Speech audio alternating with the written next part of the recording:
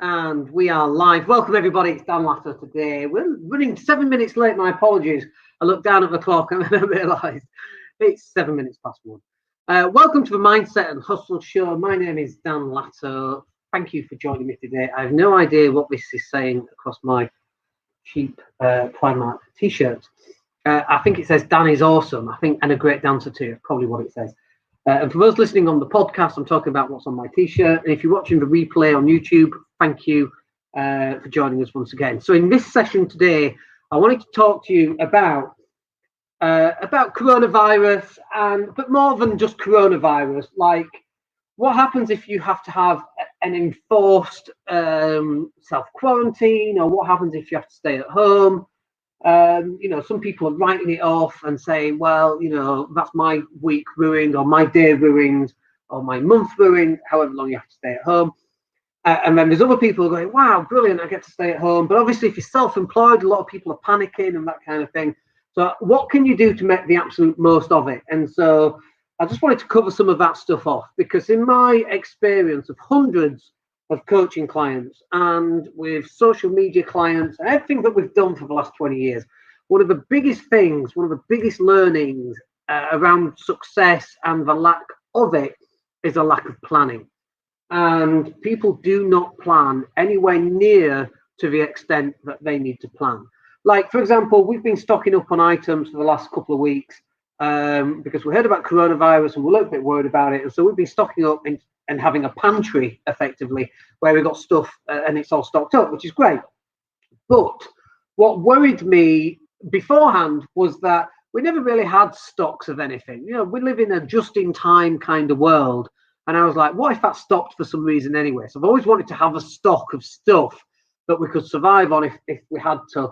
And I'm not saying I'm a prepper, because I'm far, far from it. But we've all seen zombie films. We know how this stuff goes down.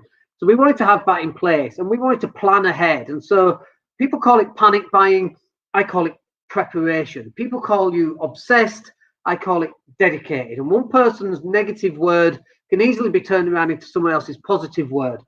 And my job is to think forward. What are the obstacles that are coming ahead of us? What are the things that we need to solve? So we, in property, for example, we got Section 24. Section 24 was a ticking time bomb. This is where you can't offset your property mortgage interest relief anymore. We knew that was a ticking time bomb, and it's like, okay, let's get rid of as much debt, especially bad debt, as we could. And that's what we did. We paid off the cars, we paid off credit cards. And if you're not in that position right now where you've done that, like you planning ahead, this is the thing that you need to be doing. People go, well, no, I don't want to pay down credit cards. I want to get investing. And it's like, dude, there's no point investing, and getting a 10% return when it's costing you 20% every year on your credit card.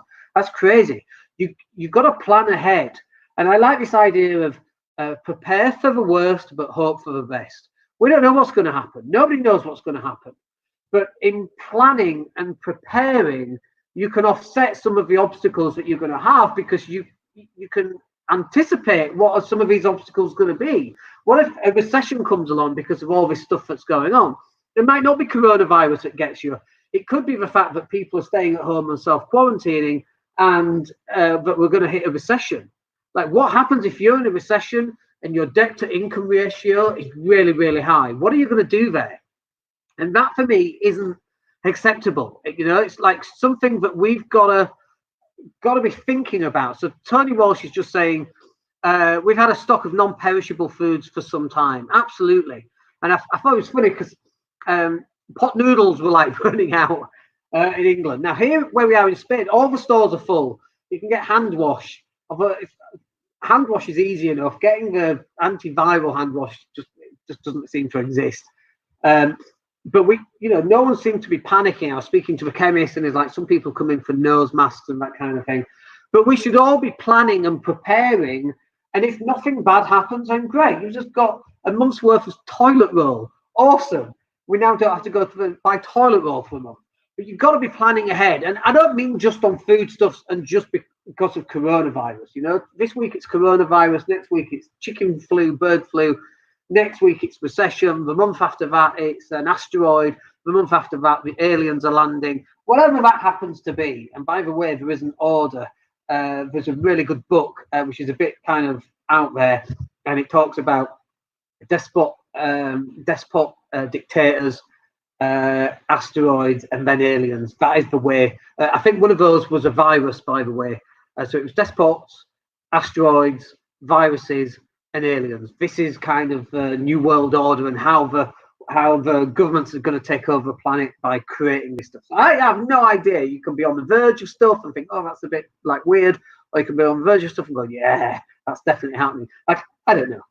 Who knows? I have no answers. I don't know if 9/11 was a conspiracy theory or not, if Princess Di was a conspiracy theory. Who on earth knows? Maybe Tupac is alive and is playing poker with Elvis. Who the hell knows?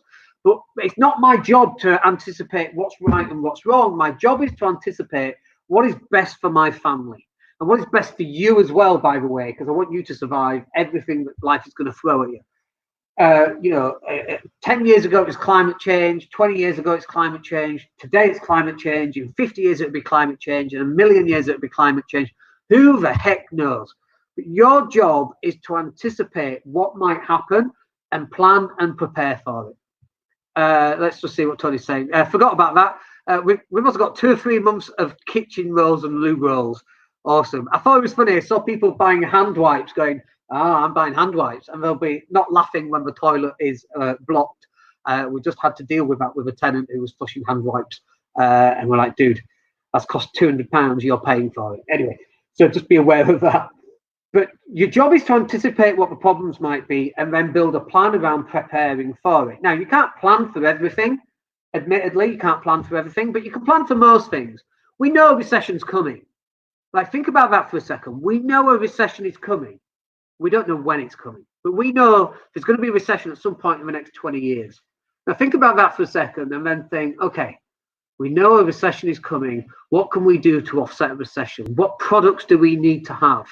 Have I got an online training course that will bring in £500 to £1,000 every single month that will just offset some of that worry? And if you haven't, then you need to make one. And we've got the rapid course creation program for that, 27 quid.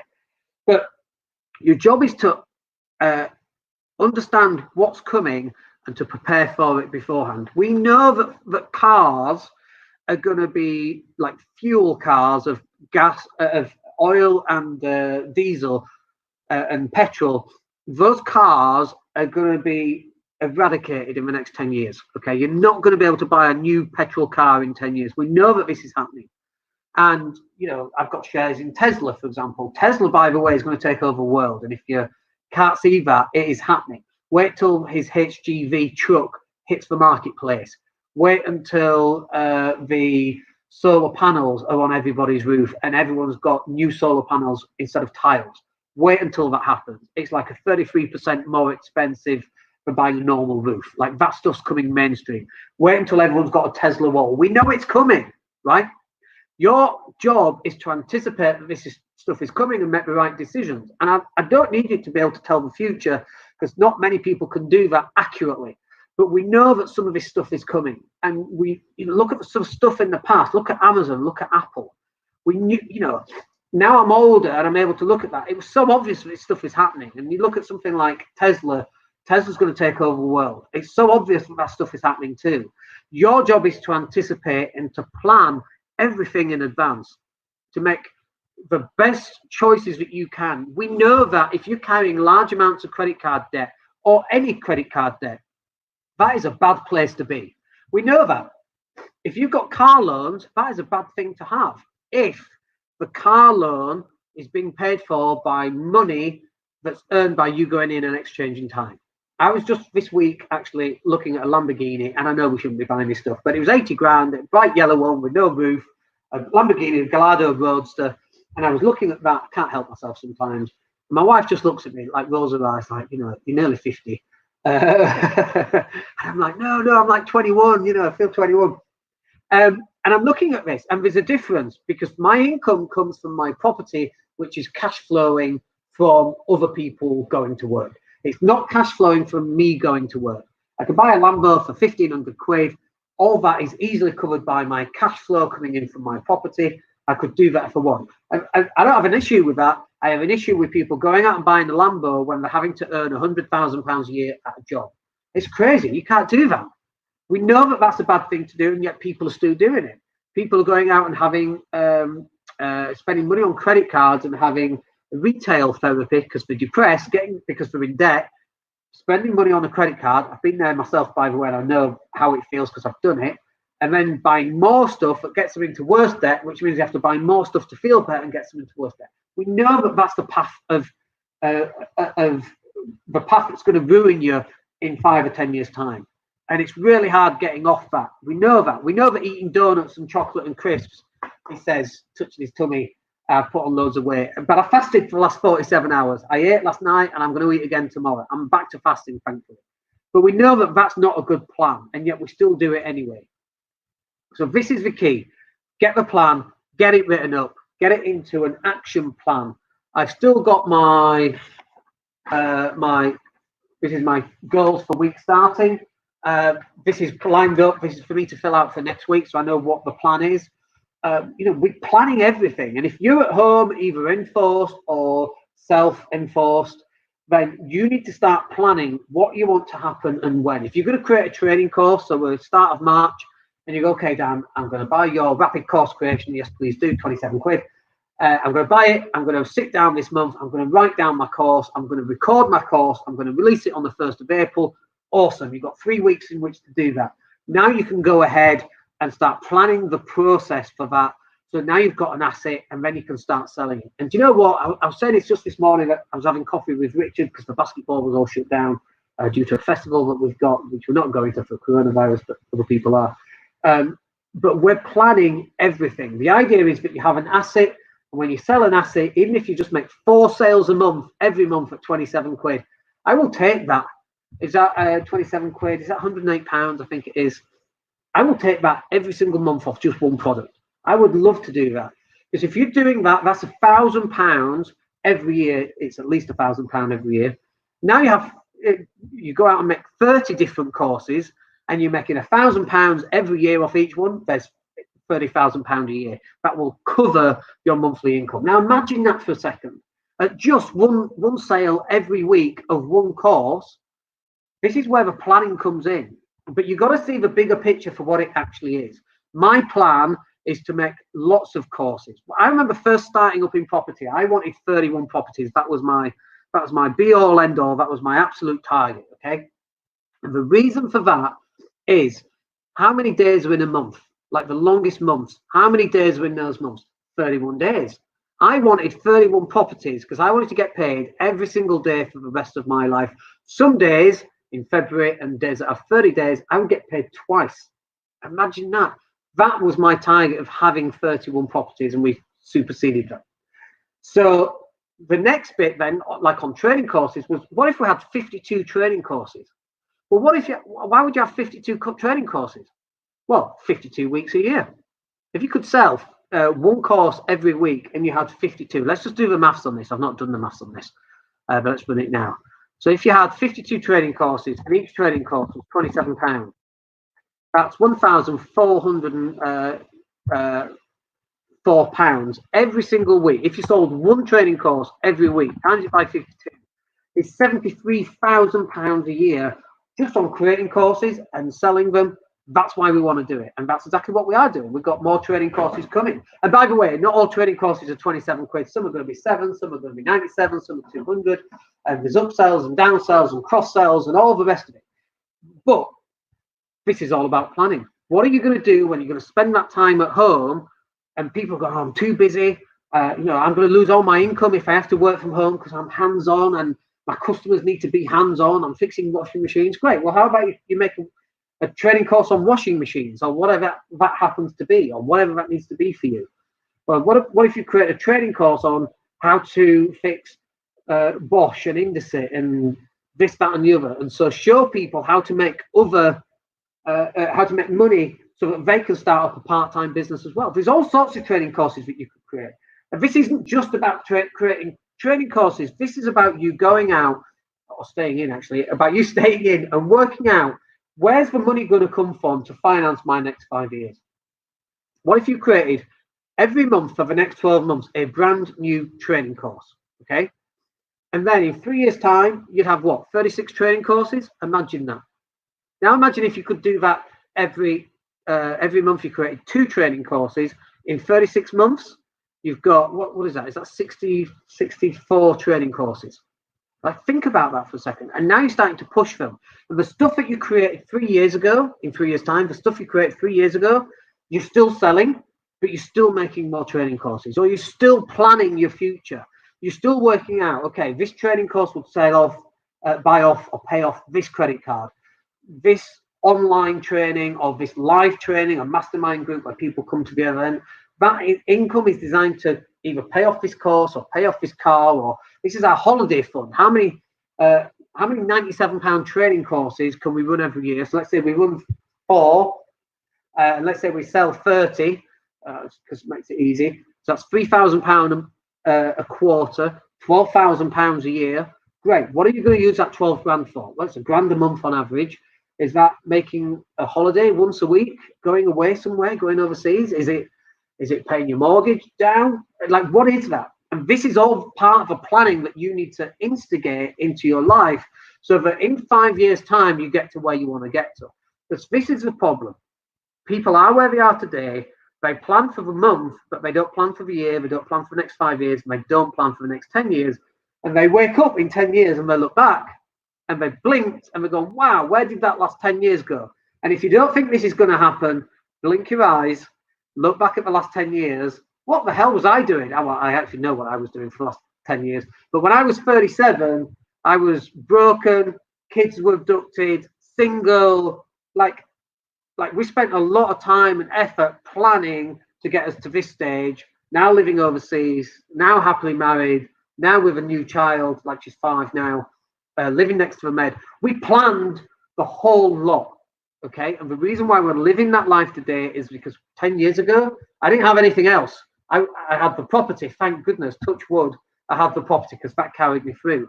Well, this was a decade of lost income for us because we were concentrating on family court and social services and child abduction and all this stuff. We literally lost 10 years of really good, solid, old-fashioned focus on making a lot of money. Luckily now we're out of that, and that's the direction which we're going. So the next 10 years, and I'll be 57, and I'm like, oh, 57's old. But it won't be, because when I'm 67, I'll look back at 57 thinking, oh, I was so young when I was 57. It's just the way it works. But you've got to start planning what you want. And one of the first things that you've got to start planning is how much money do you want every single month? And you've got to start planning, why do you want that? And most people, when they plan this, will go, well, I want 10 grand a month, and I want, I want to be traveling the world. And it's like, they do all this fancy stuff, but if you're earning 10 grand a month, the bit that's missing is, I want to invest 5 grand into generating more money. Okay, so 60,000 a year is 5,000 a month times 12. 6% is what you'll get from AT&T as a dividend. So 6% of £60,000 is that 10 grand? I can't do the maths. My maths is dreadful. Whatever maths is on that, less than that. 5 grand, whatever it is. But that money then goes into generating more cash. This is where you want to be. You've got to be planning into your future. You want to earn 10 grand a month, great, but don't spend the whole 10 grand a month on buying a boat, living in a nice house and traveling. If you're going to do that, you need to earn £20,000 a month, because 10 grand should be on lifestyle, and the other 10 grand should be going into buying assets that are going to grow with you. If you look at Warren Buffett's income, it goes like that, and it goes up, and then by the time it gets to 70 and 80, it's up here. That's why Warren Buffett is so wealthy today, because Warren Buffett made 95% of his wealth in the last 10 or 15 years. Like, I don't know if that's quite accurate, but it's more or less accurate. He made most of his wealth. By the time he was 55, he was pretty poor in relation to where he is right now. He was just a billionaire. Do you know what I mean? As opposed to I don't know how many billions he's got right now, the 25 billion, whatever it is. But he was relatively poor compared to where he is now, because he invested in stuff that was going to give him cash flow every single month. And he planned that. And he planned it by reading, 400 different financial reports, and got to understand financial reports. I look at a financial report today and I do not understand it. I've got someone who looks at those reports for me. Warren can look at it, and for Warren, it's like an instruction manual to tell him. It's a story. It tells him what the company has done. But he plans that. His plan is to keep reading, and he keeps reading to this day all these different plans. That's why he's Warren Buffett and I'm not. Okay. But it comes from planning. And if you've got an enforced stay at home for whatever reason, this week it's Corona, next week it's aliens, the week after it's asteroids, whatever. If you've got an enforced stay at home, you should be utilizing that work, that time, to implement time management, goal setting, income dreaming, implement your perfect day. What do you want your perfect day to look like? All of this has to be implemented so that then when the self quarantine is finished with, you've now got an action plan for the next 5 years and you're going to hit the road running, and you're going to be very, very successful in the next 5 years because you're the one that's done the planning, whereas the other people haven't, and they're just panicking about this, that, and the other. They've got no they've got no stocks. They're just panicking. They've got the toilet roll. They're panicking. They're blaming everybody else because everyone else was panic bought when actually we just prepped. There's still lots of toilet roll available on the. I can't remember talking about toilet roll, but there's lots of toilet roll on our shelves where we are because we've prepped. We're not taking somebody else's last toilet roll. There's plenty more toilet roll stuff to come for us in the next couple of weeks if needs be, and for everybody else. We're not panic buying. We're prepping. When you're at home, self-quarantined, you're not panicking. You're planning. This is the key that's going to make you far more successful than everybody else. Okay, that will do us for today. Hope you had a good one. We're going to catch up with you on Monday. Business Growth Show. Come and join me for that. Hope you have a wicked weekend. We're going to Barcelona for the weekend, which I really don't want to do. We're going to see Dancing on Ice Frozen 2, which will be really good. I'm going to go and wear my hazmat suit just to scare everybody else. Quite funny. Not really. But I don't really want to go. But anyway, we got to go. Corona is worrying me a little bit. So let's just go hang out with 50,000 other people that are coughing and spluttering. That'll help.